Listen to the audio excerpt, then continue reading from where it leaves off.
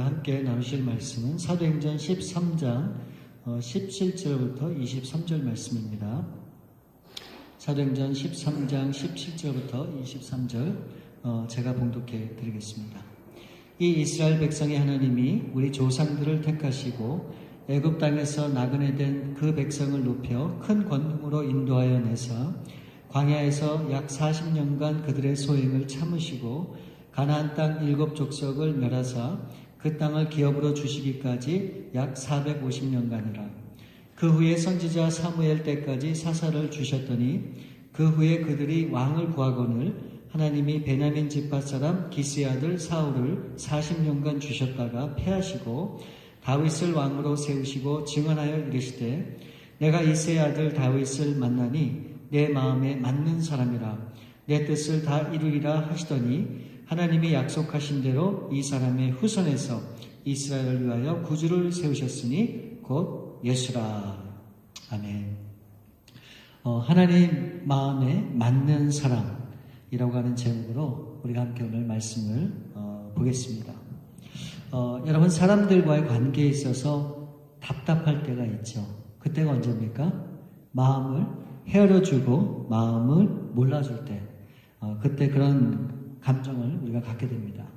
아무리 잘 설명하고 또 이해시키려고 해도 그것을 받아들이고 이해하지 못할 때 참 마음이 괴롭기만 합니다. 사실 가장 가까운 사람이 배우자이고 가족인데도 불구하고 서로가 마음이 통하고 맞지 않아서 삐그덕거리는 모습을 보게 되는 경우가 있는데 그럴 때가 되면 참 마음이 괴롭고 힘들기만 하죠. 우리가 서로 잘 알면 더 잘 이해하고 더 잘 받아들여질 것 같은데 사실 현실은 그렇지 않은 것을 보면서 참으로 어려울 때가 참 많죠. 근데 반대로 생각하면 가깝든 그렇지 않든 모든 걸 떠나서 마음과 이 생각이 잘 통하는 사람이 있다고 하면 가정해보면 여러분, 그러면 그런 사람을 만나는 것 자체가 얼마나 기쁘고 또 힘이 되고 힐링이 되는지 모릅니다. 함께 있는 것이 즐겁고 조금도 지치고 어색한 그런 분위기가 아니죠. 뭐든지 기쁨으로 할 수 있는 그런 힘과 용기를 바로 거기서 얻게 되는 겁니다. 제가 제 집사람 이야기를 해서 좀 죄송한데 저희 집사람이 먼저 교회에서 주일학교를 섬길 때 같이 섬기는 그 선생님들이 있었습니다. EM에 있는 청년들인데 한 3-4명 되는데 그 청년들이 얼마나 저희 집사람하고 이 뜻과 마음이 잘 맞았는지 몰라요. 그래서 어떤 일을 해도 너무너무 기쁜 마음으로 밤을 새가면서 준비하고 열정적으로 행하는 그 모습을 제가 오랫동안 지켜보면서 이 마음과 뜻이 통하고 맞는다고 하는 것이 너무너무 중요하구나. 그럼 정말 뭐든지 할 수 있겠다라고 하는 그런 생각을 한 적이 있습니다. 이처럼 여러분, 우리의 마음이 맞고 마음이 통한다고 하는 것이 너무너무 중요한데 하나님과 여러분의 관계는 어떻습니까? 정말로 그렇게 모든 것들을 통하고 나눌 수 있는 그런 관계에 있는지 우리 좀 생각을 해봐야 돼요. 마치 이런 것과 같아요. 하나님은 김치찌개를 원하세요. 그런데 내 생각에 하나님은 된장찌개를 원한다고 생각해서 매번 그냥 된장찌개를 하나님 앞에 준비해서 드린다고 한번 생각해 보세요. 하나님이 거절하진 않으시죠. 그러나 하나님은 결코 그것으로 만족하거나 흡족해 하실 수 없다라고 하는 겁니다. 오늘 말씀해 보면 하나님의 마음에 맞는 사람이 나오고 있습니다. 이 말을 우리가 뒤집어서 생각해 보면 이렇게 생각해 볼 수도 있어요. 하나님 입장에서 마음에 드는 사람이 있는 반면에 또 마음에 들지 않는 사람도 있다라고 하는 것을 단적으로 보여주는 것이죠. 여러분, 이것은 하나님께서 사람을 차별하기 때문에 이렇게 하는 것이 아니라 저는 이것이 당연하다고 보는 거예요. 한번 생각해 보세요. 하나님을 80% 사랑하는 사람과 20% 사랑하는 사람과 같을 수 있겠습니까? 하나님을 위해서 자신의 모든 인생을 다 드리는 사람과 내 거 하나님 걸 따져가면서 살아가는 사람과 어떻게 하나님이 같이 동일하게 대할 수 있겠습니까? 이것은 하나님께서 사람을 차별해서가 아니라 당연한 것이라 생각합니다. 하나님은 근본적으로 모든 사람들을 다 사랑하세요. 그렇지만 그런 사람들에 대해서 똑같이 대하신다면 바로 그게 차별이라 저는 그렇게 생각이 되는 거예요. 하나님께서는 다윗을 두고 그렇게 말씀하세요. 내 마음에 맞는 사람이라. 사실 옛날 번역에 보면 합당한, 내 마음에 합당한 사람이라고 돼 있는데 저는 그 번역이 훨씬 더 좋은 것 같아요. 왜 이걸 맞는 사람이라고 번역을 바꿔갖고 조금 이 다가오는 느낌이 좀 이렇게 진하지 않은지 모르겠어요. 근데 하여튼 하나님께서 이 다윗을 향해서 너는 내 마음에 맞는 사람이야, 합당한 사람이야 라고 그렇게 말씀하십니다. 그래서 하나님께서 이 다윗을 통해서 어떤 일을 행했는지 아십니까?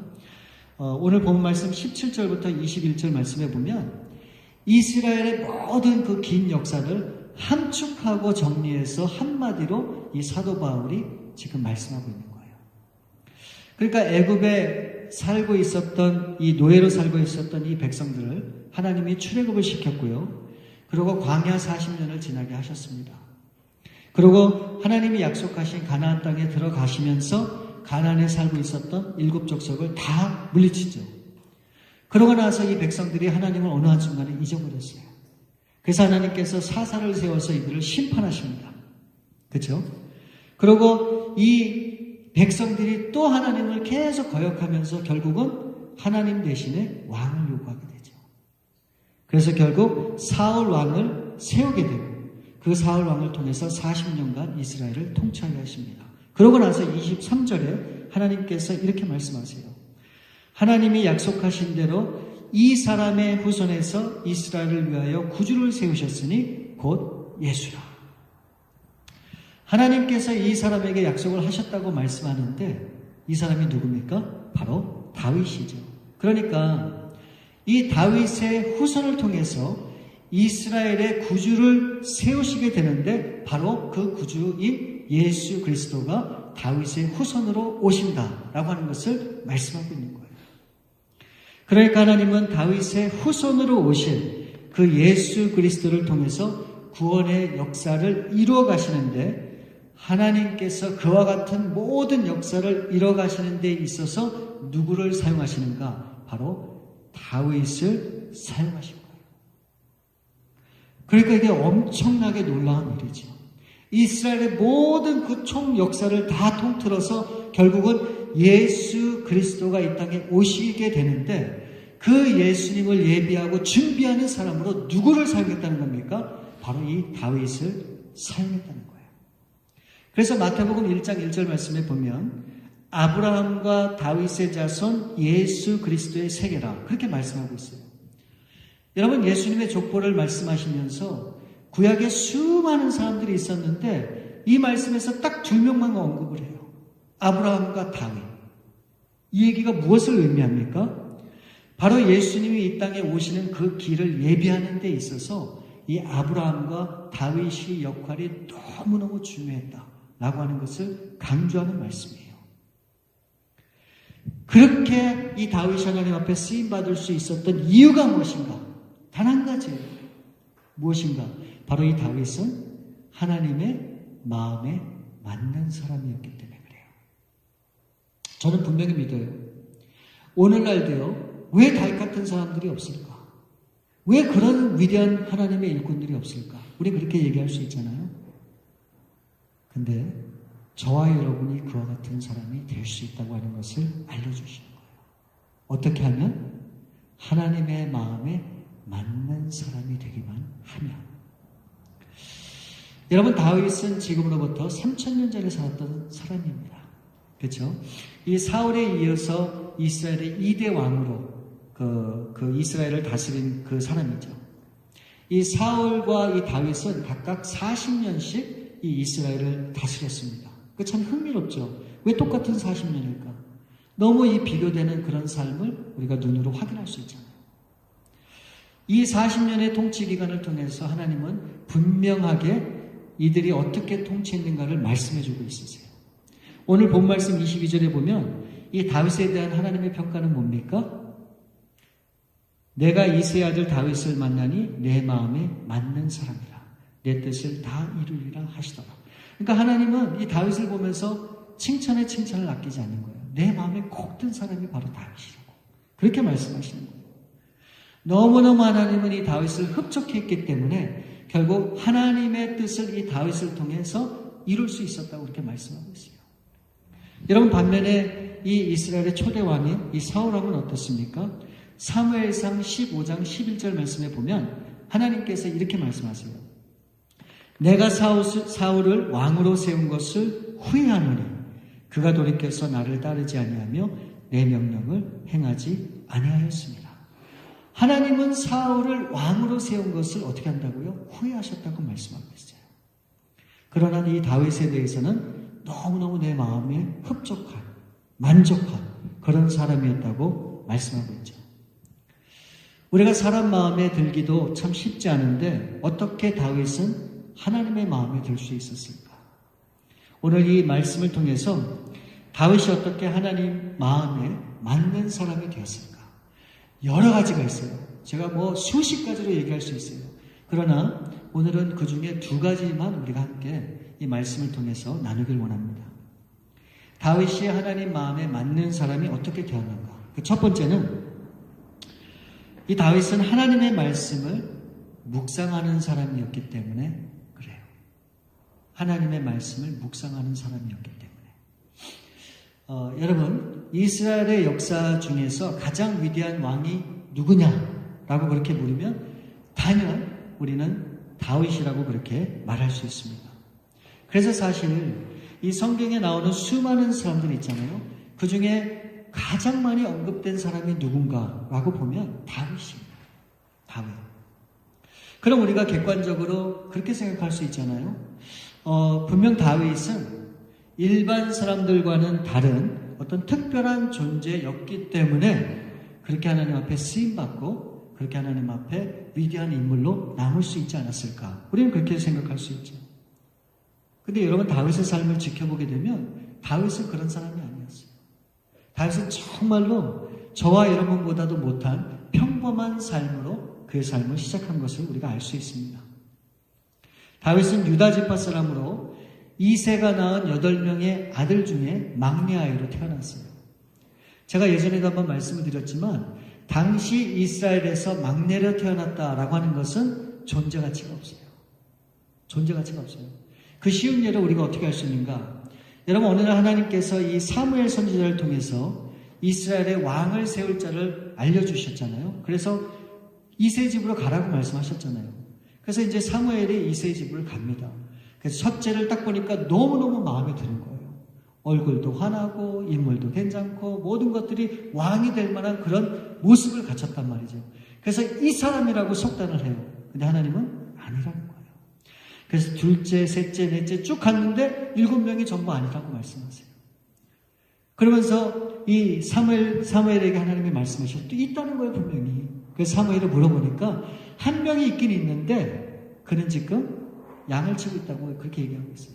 그 얘기가 뭡니까? 아니, 형들이 7이나 있는데 혼자서 양을 치고 있단 말이에요. 그게 말이 돼요. 그만큼 그 당시 막내라고 하는 사람의 존재 가치는 아무 쓸모없는 그런 사람에 불과한 그런 사람이란 말이죠.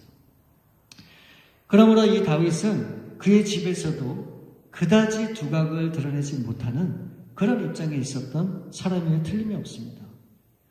그렇기 때문에 어려서부터 특별한 영재 교육을 받은 것도 아니고 남다른 재능을 가지고 있었던 그런 것도 아니에요.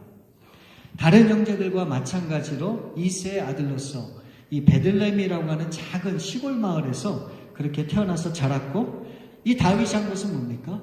아버지가 시킨 그 양떼를 돌보는 일, 그 일밖에는 없었다. 그렇게 성경에 기록하고 있죠. 그런데 우리 하나님께서는 이 어린 다윗이 양떼를 돌볼 때부터 그의 삶을 주목하기 시작합니다. 그래서 시편 78편 70절 71절 말씀에 보면 또 그의 종 다윗을 택하시되 양이 우리에서 취하시며 저 양을 지키는 중에서 그들을 이끌어내사 그의 백성인 야곱 그의 소유인 이스라엘을 기르게 하셨더니, 이 말씀에 보니까 하나님께서 이 다윗이 양물에 있을 때 그를 택하셨다고 말씀하고 있어요. 여러분, 그러면 우리가 생각을 해야 되잖아요. 그럼 과연 하나님께서 이 어린 다윗에게 주목하신 것은 무엇일까? 저는 그 해답이 시편 1편 2절 말씀이 있다고 저는 그렇게 분명히 믿어요. 그 말씀이 무엇인가? 우리가 너무너무 잘 아는 말씀이에요. 시편 1편 2절에 보면 오직 여호와의 율법을 즐거워하여 그의 율법을 주야로 묵상하는도다. 그러니까 우리가 추측해 볼 수 있는 것은 이 다윗이 어릴 때부터 양들을 몰고 다니면서 양들을 돌봤잖아요. 이 동물이 습격하는 것과 맞춰서 싸워야죠. 또 양들을 먹여야 되죠. 양들을 이끌고 또 새로운 초원으로 옮겨 다녀야 되죠. 양들이 아픈 걸 치료해야 되죠. 할 일이 사실 얼마나 많습니까? 그런 가운데서 이 다윗이 했던 것이 무엇인가? 늘 하나님의 말씀을 가까이 하고 그 말씀을 묵상하고 그 말씀으로 인하여 삶의 위로를 받고 삶의 도전을 받았다라고 저는 그렇게 분명히 생각해요. 우리가 어떻게 생각하면 너무 답답하지 않았을까? 어떻게 맨날 그렇게 말씀만 갖고 밤낮으로 그렇게 묵상하면서 그렇게 살 수 있었을까? 우리가 그렇게 분명한 생각을 가질 수 있죠. 여러분, 그런데 이 다윗이 그렇게 할 수 있었던 분명한 이유가 있었다고 저는 믿어요. 그 이유가 무엇인가? 그 동기가 무엇인가? 바로 그것은 이 다윗은 어렸을 때부터 하나님을 사랑했기 때문에 그래요. 여러분, 골리앗과의 싸움을 기억하시죠? 그 수많은 장수 중에 이 다윗이 나가서 그 골리앗을 대적해서 싸워 이기잖아요. 그가 그렇게 용기를 내서 나갈 수 있었던 근본적인 이유가 뭡니까? 그가 믿음이 있어서요? 그가 어떤 특별한 무슨 기술이 있어서요? 어떤 무슨 뭐가 있어서 그렇습니까? 아니에요. 하나님을 사랑하기 때문에 그래요. 그래서 하나님을 모욕하는 그 골리앗과 그 사람들을 정말 봐줄 수가 없었던 거예요. 그래서 다윗이 나갔던 것을 우리가 기억을 할 수 있잖아요. 여러분, 이게 마치 이런 것과 같아요. 혹시 여러분들 연애하실 때 연애 편지 받아보신 적 있으시죠? 분명히 있을 거예요. 그러면 그 연애 편지를 받아보는데 그냥 딱 보고 이렇구나. 그렇게 넘어갈 사람이 어디 있어요?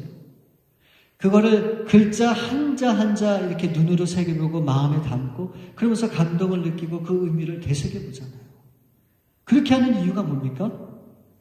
그 편지를 보내준 그 사람을 내가 사랑하기 때문에 그러는 거 아니에요. 여러분, 다윗이 이 여호와의 율법을 주야로 묵상하면서 그것을 기뻐했던 이유가 어디 있는가? 그가 하나님을 사랑했기 때문에 그래요. 우리가 오늘도 이 말씀을 본다고 하면서 매일 말씀을 접하지 못하고 이것을 보는 것을 너무너무 힘들어하고 괴로워하고 그렇게 할 때가 있잖아요. 왜 그렇습니까? 어떻게 보면 그 이유가 분명해요. 하나님을 정말 사랑하면 하나님이 이 말씀을 통해서 나에게 주시고자 하는 것이 무엇인지를 알고 싶을 텐데 그거하고 나하고 별 상관이 없기 때문에 이 말씀을 소홀히 하는 그런 경우가 분명히 있다라고 하는 겁니다. 여러분, 이 다윗이 이 말씀을 주야로 묵상했다고 하는 것은 마치 이 성경을 펴놓고 율법적으로 마치 수도사가 수도하듯이 종교적으로 습관적으로 그 말씀을 읽었다라고 하는 그런 이유가 아니에요. 아까도 말씀을 드렸지만 이 다윗은 어렸을 때부터 너무너무 하는 일이 많았어요. 여러분, 목동으로 있을 때뿐만이 아닙니다. 이 다윗이 장군으로 있을 때도 그래요. 그리고 이 사울 왕의 사위요 또 부하로 있었을 때도 그렇습니다. 그는 언제나 그런 긴장하는 그런 가운데서 삶을 살았죠. 한때는 이 사울 왕의 이 미움을 사서 도망자 신세로 전락을 했죠. 그러면서 온갖 생명의 위협을 다 받게 됩니다. 그리고 왕이 된 후에도 여러 가지 삶의 문제들이 많았어요. 다윗을 왕으로 인정하지 않는 사람들도 주위에 너무너무 많았고요. 또 이 수도를 예루살렘으로 옮긴 후에도 크고 작은 일들이 계속해서 이 다윗의 삶 가운데 있었던 것을 우리가 알 수 있죠. 여러분, 그뿐만이 아니에요.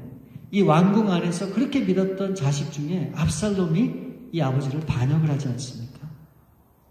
그와 같은 여러 가지 힘겹고 어려운 상황 속에서도 이 다윗은 어떻게 했다고 성경에 기록하고 있는가? 늘 하나님의 말씀을 더욱더 가까이 하고 그 말씀을 묵상하는 일에 그의 시간을 많이 허비하고 그렇게 사용했다라고 하는 것을 우리가 알 수 있어요. 그래서 여러분, 시편이라고 이 시편에 보면 대부분이 다 다윗이 쓴 것은 아닙니다. 그러나 다윗이 기록한 시편에 굉장히 많이 기록이 되어 있거든요. 그 시편을 다 보시게 되면 이게 다 무엇인가? 이게 이 다윗이 이 시편 속에서 얼마나 이 다윗이 하나님의 말씀을 사모하고 그 말씀을 의지했는지를 우리가 알 수 있습니다. 그래서 시편 119편 97절 말씀에 보면 내가 주의 법을 어찌 그리 사랑하는지요 내가 그것을 종일 작은 소리로 읊조리나이다. 그러니까 다윗은 주야로 매번 하나님의 말씀을 묵상하고 그것을 생각하고 또 그것을 늘 이렇게 마음에 이렇게 되씹는 그런 일을 계속했다고 하는 것을 분명히 알 수 있는 것입니다. 그렇게 함으로써 이 다윗은 하나님의 뜻이 무엇이고 하나님이 무엇을 바라시고 또 어떻게 살기를 원하시는지 바로 하나님의 뜻에 그의 삶에 초점을 맞출 수 있었던 거예요. 그렇게 가다 보니까 결국은 이 하나님의 마음에 맞는 사람으로 설 수 있게 되었다는 거예요. 여러분, 제가 한번 질문을 드려볼게요. 하나님의 마음을 가장 잘 알 수 있는 방법이 뭘까요? 하나님의 마음을 가장 잘 알 수 있는 방법. 우리가 그런 때가 있잖아요. 도대체 하나님의 뜻이 어디 있습니까? 우리가 알고 싶을 때가 참 많잖아요. 여러분, 그것을 가장 정확하게 알 수 있는 때가 언제입니까? 우리의 생각과 경험과 느낌으로 그 하나님의 뜻을 알 수 있을까요? 절대로 그렇지는 않아요. 여러분, 그 방법을 가장 잘 알 수 있는 길은 뭘까요? 하나님이 알려주시면 돼요. 하나님이 알려주시면. 그렇잖아요. 누가 뭐라 그러건 환경이 어떻든 그게 중요한 게 아니라 하나님이 뭘 원하시는지 직접적으로 알려주시면 우리가 분명하게 그 하나님의 뜻대로 살아갈 수 있는 거 아닙니까? 근데 하나님은 이미 하나님 자신의 뜻을 우리에게 알려주셨어요. 무엇을 통해서? 하나님의 말씀을 통해서, 이 성경을 통해서. 그러니까 우리는 하나님의 뜻을 어디서 찾아야 되는가? 친구한테 찾는 게 아니고 환경에서 찾는 게 아니고 우리는 근본적으로 하나님이 주신 말씀을 통해 하나님의 뜻을 헤아려 가야 돼요. 우리가 이 말씀을 배제한 채 우리의 생각과 경험과 그냥 환경을 통해서만 그것을 해석하고자 하다 보니까 우리의 삶이 잘못 가는 경우가 너무 많아요. 그리고 삐뚤어지는 경우도 사실은 상당히 많고요. 그래서 사실은 이단도 생기는 겁니다. 우리는 하나님의 뜻을 이 말씀을 통해서 찾아야 돼요. 여러분, 정말 하나님의 뜻대로 살고 싶으시다면 우리는 이 말씀 속에서 그 뜻을 발견해야 됩니다. 그거 외에는 길이 없어요. 그거 외에는 길이 없단 말이죠. 그러니까 말씀을 가까이 하지 않고 이 말씀을 묵상하는 삶이 없이는 정말로 하나님의 뜻대로 살 수 있는 그런 길과 방법이 우리에게 주어지지 않는 거예요. 근데 우리의 문제는 뭡니까? 이걸 다 알죠. 하나님의 말씀을 매일 묵상해야 된다. 그 말씀을 우리가 늘 되새겨야 된다. 읽어야 된다. 다 알고 있죠. 근데 그렇게 하지 못하는 것이 우리의 문제죠. 근데 한번 생각해 보세요. 매일매일 우리의 삶 가운데 우리가 어디로 가야 될지를 모르잖아요. 그런데 마침 나침판이 있어서 우리가 어디로 가야 되는지를 분명히 알려준다면 여러분, 그 나침판을 사용하시는 게 그게 마땅하지 않겠어요? 마치 하나님의 말씀이 그와 같아요. 우리가 무엇을 해야 될지, 어디로 가야 될지 이게 몰라서 방황하고 또 그러고 있다 그러면 우리가 말씀을 통해서 우리가 가야 할 길을 분명히 발견해야 된다는 것이죠. 그러기 위해서 우리가 이 말씀을 가까이 하고 이 말씀을 묵상하는 삶이 우리 가운데 너무 중요하다는 거예요. 그래서 우리 유정혜 목사님이 오래전부터 강조하시고 말씀하신 게 뭡니까? 말씀. 그래서 우리가 매일 성경이라고 하는 큐티책을 다 우리가 가지고 우리가 매일매일 그 말씀을 묵상하면서 오늘 나에게 주시는 하나님의 말씀이 무엇인가? 그것을 마음에 품고 그리고 그 말씀대로 한번 살아보자. 그렇게 우리가 도전하는 것이죠. 그러니까 여러분, 이 말씀을 가까이 할 때 하나님의 놀라운 역사가 우리 가운데 펼쳐지는 거예요. 그래서 여러분, 말씀을 가까이 해야 되는 거예요. 이 말씀을 떠나서는 우리가 살 수가 없단 말이죠. 그래서 요한복음 15장 말씀에 하나님이 포도나무의 비유를 통해서 우리에게 그렇게 말씀하셨어요. 우리가 그 말씀을 떠나서는 아무것도 할 수 없다고 얘기하고 있어요. 예. 정말로 아무것도 할 수 없는 거예요. 그래서 정말로 우리가 하나님 앞에 쓰임받고 하나님의 뜻대로 살길 원하고 정말 하나님이 원하는 하나님의 소원을 우리가 이뤄가기 위해서는 우리가 이 말씀을 매일매일 우리가 바라보고 읽고 묵상하면서 그 말씀이 지시하는 대로 우리가 순종하며 나가는 삶이 우리가 또 필요해요. 그렇게 하면 여러분 우리가 하나님 앞에 하나님 마음에 맞는 사람으로 틀림없이 쓰임받을 줄 믿습니다.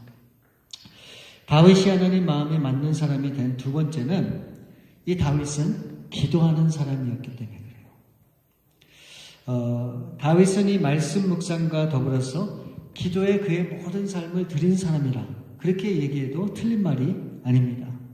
시편 55편 17절 말씀에 보면 저녁과 아침과 정오에 내가 근심하여 탄식하리니 여호와께서 내 소리를 들으시리로다. 다윗은 매 순간 그러니까 아침 저녁으로 간절하게 주님을 찾고 울부짖며 기도했다라고 하는 것을 우리가 이 대목을 통해서 분명히 알 수 있죠. 우리가 시편 전체를 보면 하나님의 말씀 묵상을 하는 다윗의 모습도 발견하지만 매 순간 하나님 앞에 기도하며 울부짖며 나아가는 그런 다윗의 모습도 우리가 볼 수 있는 것입니다. 다윗은 늘 하나님과 이 기도를 통해서 하나님의 부르심 앞에 그 삶을 드릴 수 있었습니다. 다윗은 분명히 알고 있었죠. 자신이 기도하는 그 기도의 소리에 주목하시고 귀를 기울이시는 하나님이 계시다고 하는 사실을 분명히 믿었어요. 여러분, 성경에 분명히 그런 말씀을 주셨어요. 우리가 하나님 앞에 어떤 기도를 올려드리든지 하나님은 우리의 그 모든 기도를 다 듣고 계세요. 그리고 그것을 쌓아놓고 계세요.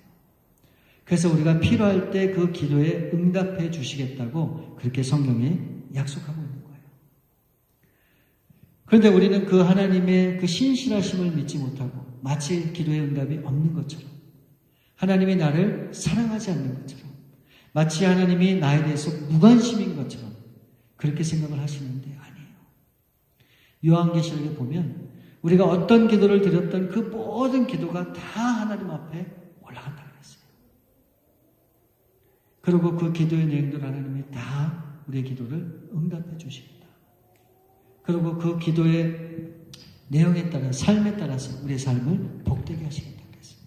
그러니까 여러분 중요한 거는 우리가 하나님 앞에 정말 아뢰 것을 온전히 아뢰고 우리의 모든 것을 하나님 앞에 구할 때 하나님께서 반드시 응답해 주실 것이다 라고 하는 그런 마음의 확신이 우리 가운데 있어야 되는 거예요.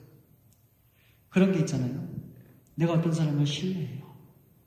근데 내가 그 사람에게 무엇이든 부탁을 하면 그 사람은 나의 모든 것을 다 도와줄 거야. 그런 확신이 있다 그러면 어떻게 하겠어요?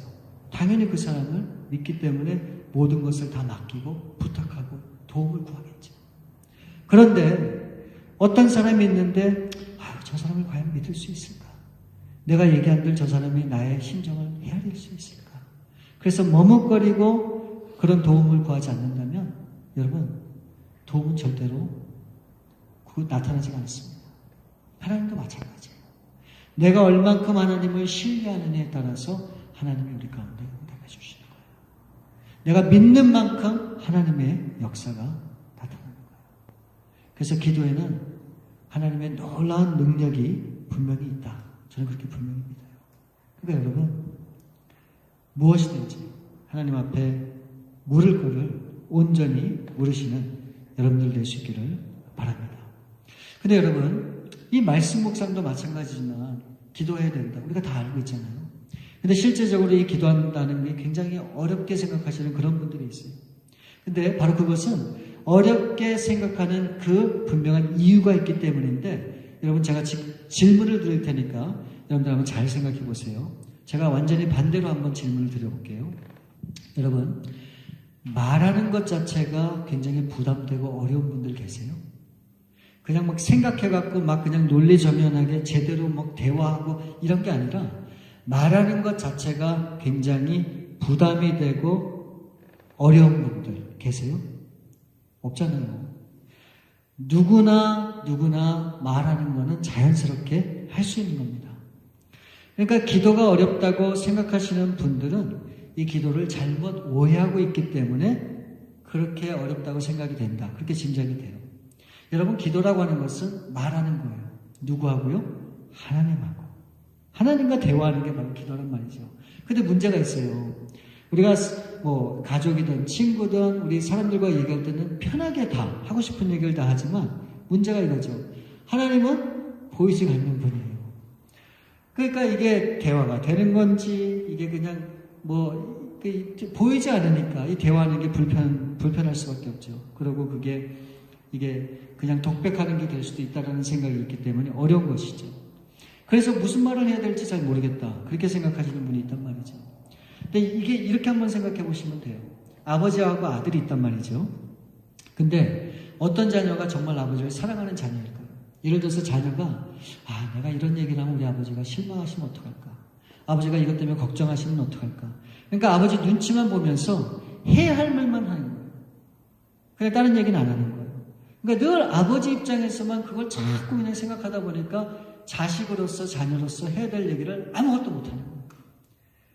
근데 이제 어떤 자녀는 그렇잖아요. 용돈이 필요하면 용돈이 필요하다고, 힘들면 힘들다고 얘기하고, 가끔 부모에게 막 그냥 소리도 지르고, 막 그냥 불평도 막 쏟아내고. 말을 잘하든 못하든 그게 중요한 게 아니죠. 여러분의 아버지 입장에는 어떤 자녀가 더 사랑스럽고 더 보기가 좋을까요?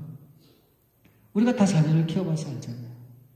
아버지를 전적으로 신뢰하고 믿기 때문에 모든 것을 다 요구하고 모든 것을 바라는 그런 자녀에게 마음이 더 가잖아요. 그게 아버지의 심정 아닐까요? 하나님도 똑같아요.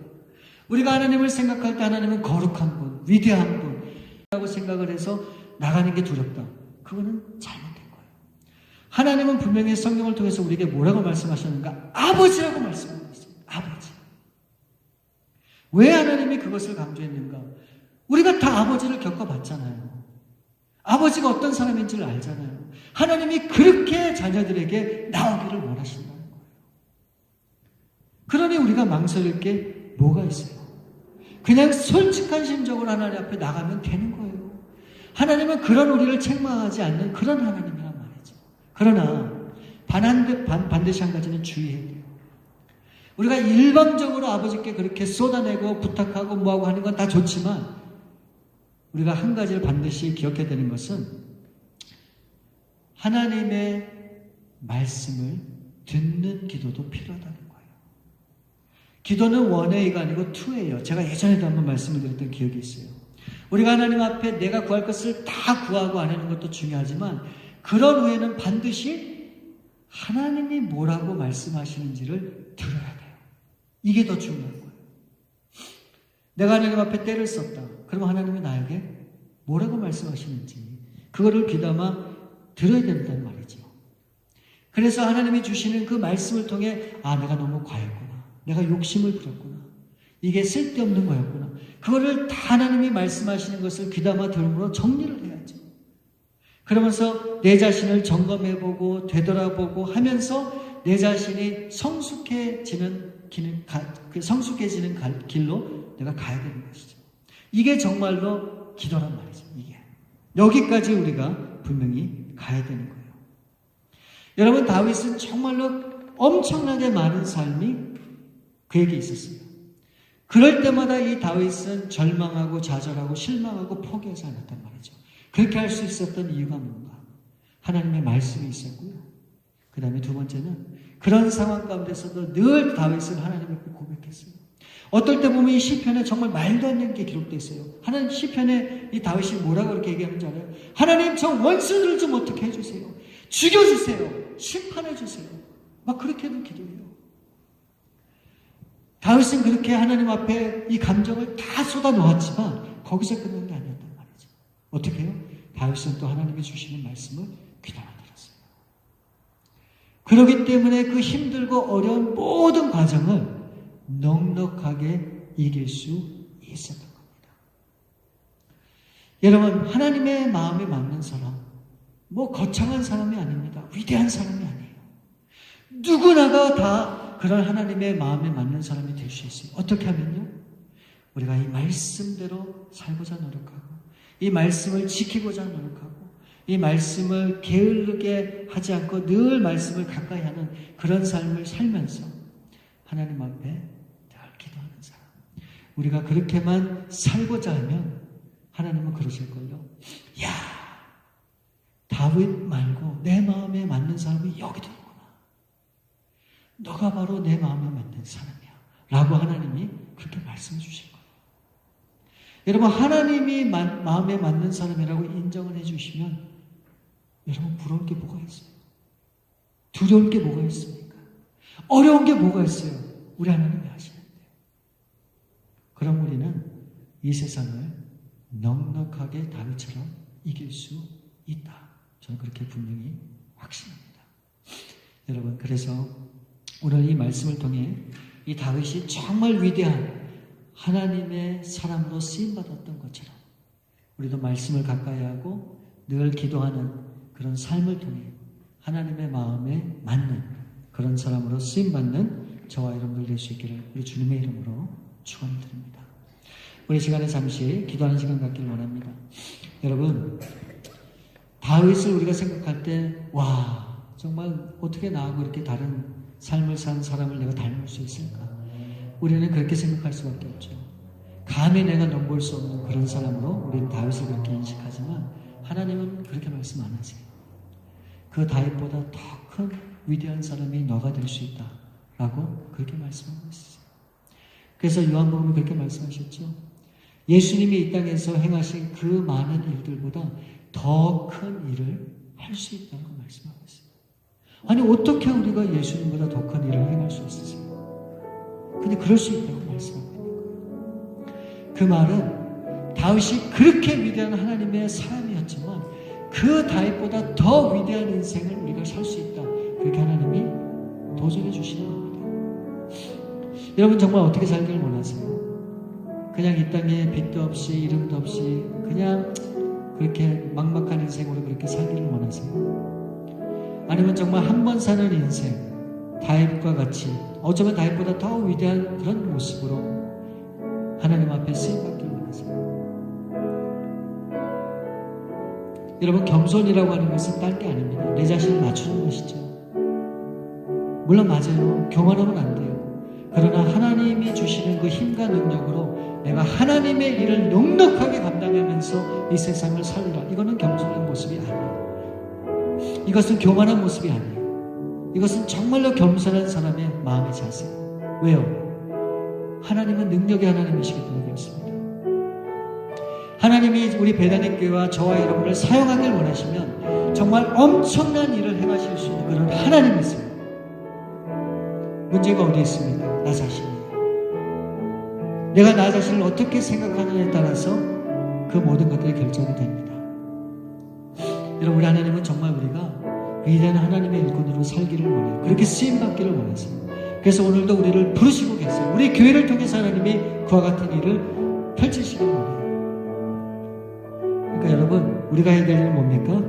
하나님의 마음에 합한 교회, 하나님의 마음에 합한 사람으로 살고자 하는 게 중요한 거예요. 그래서 우리가 어디 있든지 무엇을 하든지 하나님이 기뻐하는 사람으로 하나님 앞에 우리 자신을 드릴 때 하나님이 반드시 우리를 사용해 주실 겁니다. 우리 그래서 그렇게 기도하면 좋을 것 같아요. 하나님, 정말 다윗처럼 말씀을 그렇게 사모하고 이제 매일매일 말씀을 따라 그렇게 살기를 결단하고 또 이제 매일 순간 하나님 앞에 기도하는 일을 멈추지 않겠습니다. 하나님 앞에 구하고 또 구하고 또 구하는 모습을 통해 하나님의 뜻을 알기를 원합니다. 이제 그렇게 살 수 있도록 하나님 도와주옵소서. 우리 함께 기도하며 나가시겠습니다. 우리 좋으신 아버지 하나님 감사합니다. 오늘 다윗의 모습을 통해서 하나님이 그 다윗을 위대한 하나님의 일꾼으로 사용하신 것을 우리가 보았습니다. 하나님, 우리도 다윗과 같은 그런 정말 놀라운 하나님의 일꾼으로 쓰임받을 수 있다고 하는 것을 우리 하나님은 말씀해 주셨습니다. 그렇게 쓰임받기 위해서 하나님의 마음에 흡족한 또 맞는 그런 삶을 살아야 되는데 바로 그것은 말씀과 기도라고 하는 것을 알려주셔서 감사합니다. 이제부터는 이 말씀을 가까이 하고 늘 하나님 앞에 기도하는 일을 힘쓰며 정말 하나님의 뜻을 헤아리고 이제 담대히 믿음으로 이 힘겨운 이 세상을 이겨나갈 수 있도록 하나님 도와주셨기 원합니다. 우리 배단위교회 우리 사랑하는 성도님들 하나님 정말 하나님의 손에 붙들린 그런 삶을 통해 영광 돌리기 원하고 하나님의 원하시는 하나님의 나라를 이 땅 가운데 세워가는 그런 일에 쓰임받기를 원합니다. 하나님 우리를 사용해 주옵소서. 우리를 붙들어 주옵소서. 우리를 통해 그 놀라운 일을 주옵소서. 오 하나님 사랑하소서. 주님을 전심으로 그와 같은 삶을 주시고 오 하나님 도와 주옵소서. 우리 참으로 좋으신 아버지 감사합니다. 다윗은 그저 평범하고 평범한 사람이었지만 하나님 마음에 맞는 그런 삶을 통해 하나님 앞에 위대한 하나님의 일꾼으로 쓰임받았던 것을 우리가 보게 됩니다. 하나님 우리의 삶도 그저 평범하고 어떻게 보면 정말 아무것도 아닌 그런 존재이지만 하나님 마음에 맞는 사람으로 우리가 나아갈 때 정말 하나님 앞에 놀라운 달처럼 쓰임받는 삶이 우리 가운데 주어질 줄 분명히 믿습니다. 우리 사랑하는 성도님들 겸손한 마음으로 절대 교만하지 않고 정말 하나님이 주시는 그 능력으로 하나님 앞에 영광 돌리리라 그렇게 마음에 결단하고 다짐하는 마음으로 나아갈 때 하나님 우리 배단의 교회와 우리 개개인 한 사람 한 사람을 통해서 이 하나님의 놀라운 일들을 감당해 주시옵길 간절히 바라고 원합니다. 그래서 우리가 하나님 앞에 섰을 때 우리는 나약하고 부족하고 연약하지만 하나님이 주신 그 말씀을 따라 또 기도함으로 하나님 앞에 온전히 쓰임 받을 수 있도록 우리의 삶을 이끌어 주심을 감사하는 그런 삶이 우리의 고백이 되게 도와주시고 우리의 삶이 될 수 있도록 우리 주님 함께해 주옵소서. 이번 한 주간 우리가 또 우리의 삶의 터전에 나가서 살 때 하나님의 말씀으로 기도로 승리하는 그런 저희들의 삶이 될 수 있도록 하나님 함께해 주옵소서. 모든 것을 우리 주 앞에 감사드리오며 우리 거룩하신 주 예수 그리스도로 기도 올려옵나이다. 아멘.